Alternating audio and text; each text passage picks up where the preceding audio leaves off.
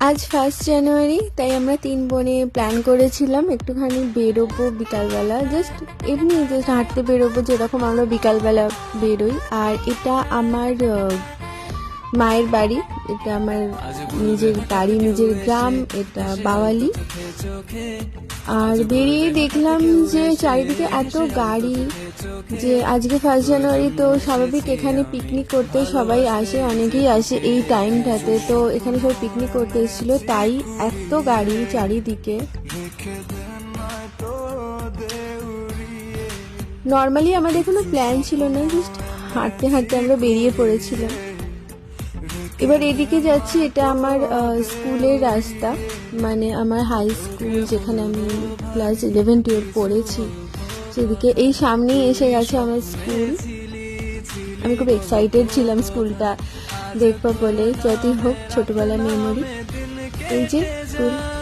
তো তারপরে এটা মন্দির বাওয়ালির, এগুলো সংস্কার করা হয়েছে, কোনোটাই আগে পরিষ্কার ছিল না, এরকম জঙ্গল ছিল। এখানে কিছু পুরানো, মানে অনেক দিনের পুরানো বাড়ি।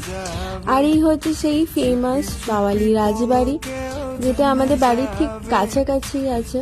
তো ওখানে তো এখন পিকনিকের জন্য গেস্ট আসে, তো আমাদের এমনি কাউকে ঢুকতে দেওয়া হয় না, নর্মালি বুকিং না করে এখানে তো ঢোকা যায় না। যেহেতু এখানে ছোটবেলায় আমরা এমনি আসতাম যখন এগুলো সংস্কার করা হয়নি, বাট এখন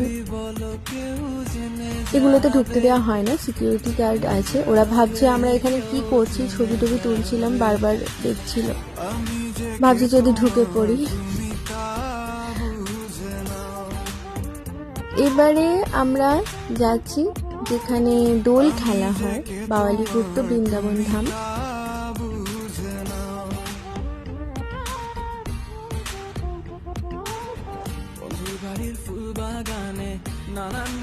এই পুরো এলাকাটায় দোলের টাইমে, যে রিসেন্ট দোলও আসছে, দোলের আমি নিশ্চয়ই ব্লগ বানাবো দোলের এখানে এলে। তো এই পুরো এরিয়াটায় দোল খেলা হয়, বিশাল বড় জায়গা জুড়ে, যারা অনেকেই আসে দূর দূর থেকে এখানে দোল খেলা দেখতে।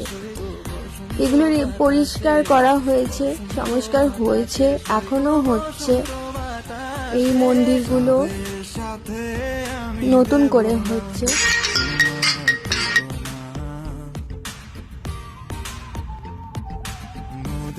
সাথে আমি দেব না তোমার তুলনা। অ্যাকচুয়ালি মন্দিরগুলো ছিল, কিন্তু পরিষ্কার ছিল না। এখানে কিছু কিছু যে মূর্তিগুলো দেখা যাচ্ছে মন্দিরের গায়ে হয়েছে, এগুলো নতুন করে হয়েছে এখানে, এগুলো আগে ছিল না। যেমন এখানে আমি এসে এখানে দেখলাম এখন বিষ্ণুর যে যতগুলো অবতার আছে, তো সেগুলো এখানে আছে।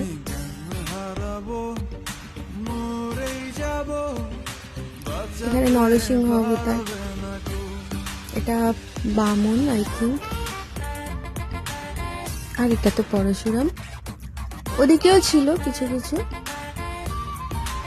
এই যে মাঠটা, এই চত্বরটা পুরো দোলের টাইমে এরকম থাকে না, একটা পা গলানোর জায়গা থাকে না দোলের টাইমে, এত ভিড় হয়, প্রচুর ভিড় হয় এখানে দোলের টাইমে।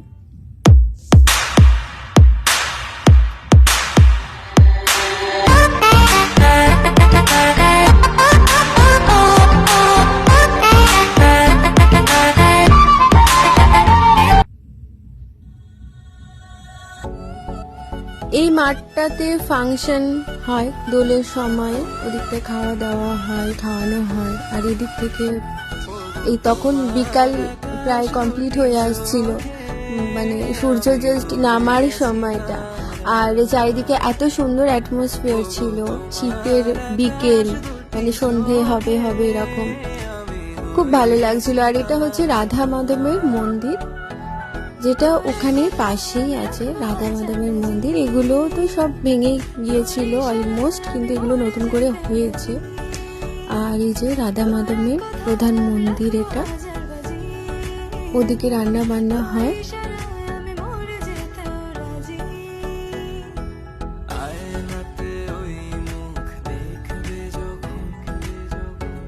এখানে লেখা আছে এটা 360 বছরের মন্দির, প্রাচীন মন্দির।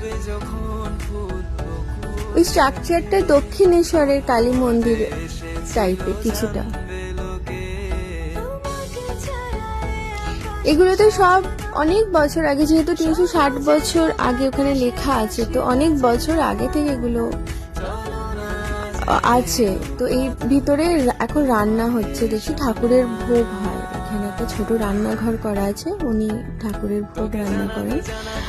আর এগুলোতে আগে অ্যাকচুয়ালি রান্নাই হতো, পরে এগুলো ভেঙে যায়।